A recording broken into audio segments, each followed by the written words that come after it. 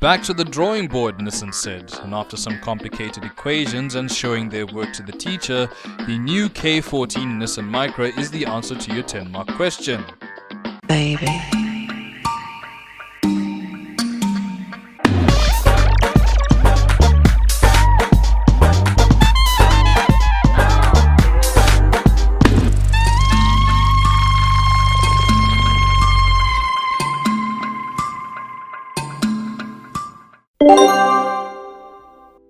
The K14 Micra is a new platform for the Nissan Micra name. Based on the current generation Renault Clio, thanks to the Renault-Nissan alliance, not only is the new Micra bigger, but it also has a bit of French in its veins.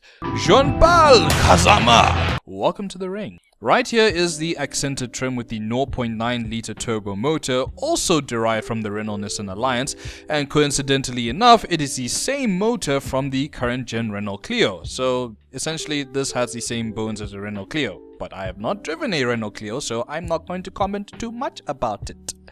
The Micra is out for Polo and Fiesta blood right here, and it has its own mixed blood.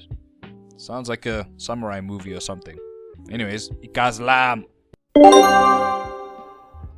Coming from the Nissan Micra Active, a video which will be out sooner or later, immediately you can see that there is a drastic improvement with the K14 Micra. I mean, Nissan even admitted that the K13 was a bit of a dark age for the Micra, so the K14 should be a light at the end of the tunnel for the Micra range. Right off the bat, the K14 is good. It's a good competitor for the Euro rivals such as the VW Polo and the Ford Fiesta. The K14 exterior ditches the soft and cutesy lines and language of the K13 in favor of sharper and more angled lines.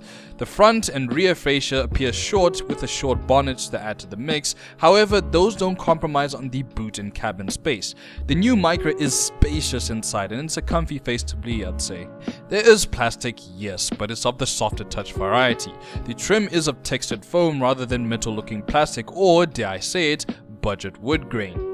It's different and as a result I like it. Along with the comfy seats, you also get the same color accents from the interior pieces on the seats as well. This applies to the Accenta and Accenta Plus range. The Vizia does not get that sort of thing. And it does well to contrast the grey, dark grey interior. I'm doing one take.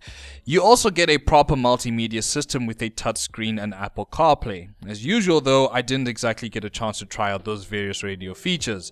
You get steering wheel controls as well as cruise control as standard throughout the Micra range. That's from the Vizia to the Accenta Plus. The instrument cluster is also lovely to look at with a multi-function screen too. It's lit up with white lights and subtle hues. The steering wheel is also of a D-shaped variety and is comfy in the hands. However, it's not leather wrapped, but the urethane is okay in the hands and in operation it's pretty good to hold as well. Sadly, you don't get electric windows in the rear as standard, but it's available as an option. The boot is pretty big at 300 liters below the parcel shelf with a space saver biscuit to help you out in a bind. There's a lot of standard equipment available, even in Vizia trim, which is pretty impressive considering the price point. It starts at around 233,000 as far as I'm aware.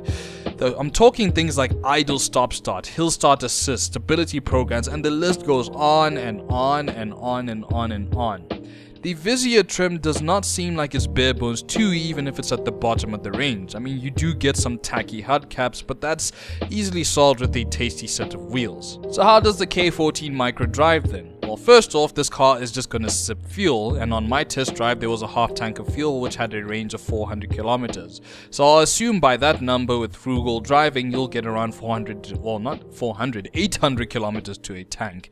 The K14 is pretty much everything I expect from the Nissan from a driving standpoint. It's all firm and to the point. The 0.9 litre turbo lump boosts robustly like a sumo wrestler and gets firmly up to speed, yet comfortably. The suspension is firm as well as comfortable. That also applies to brake and turn-in as well. It's firm, but it's comfortable. The steering is soft, but also firm when it needs to be. The gear change also, damn, that's pretty firm, but it slots in nicely.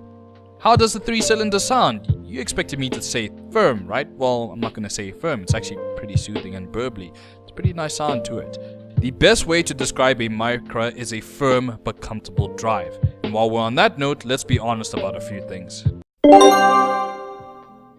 The K14 Micra from a visual standpoint screams its character, however I can't say the same about the drive of it though. It's almost a bit numb if you ask me, but you can still feel a hint of that Japanese character, not even a bit of French as well. Character wise it doesn't exactly speak to me, nothing screams "it's a Micra" to me, at least. Perhaps it feels just like a Renault Clio, but like I said, I can't comment too much on that because I have not driven a Clio before. Maybe you could say a Sandero Turbo, but maybe it's two different beasts, I don't know. That can be remedied, however, in my opinion, by more driver feel, which is standard stuff for Japanese cars with what I've seen, well, with what I've driven, let me say. And perhaps as something a sport model could also solve if, let's say, Nismo was a bit serious. However, I would like another Super Turbo. Haven't seen that since the 80s, have we? Was it 80s or early 90s? I don't know. Let's say 1985 all the way to 1993. That time range pretty much.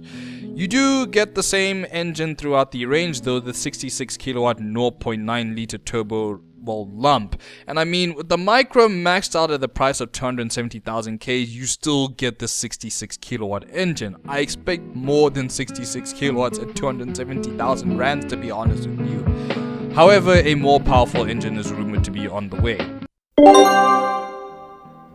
The Micra's new and tasty styling is more likely to sway the hearts of South African motorists who have fallen so in love with the Polo it's hard to break that bond of epoxy holding them together.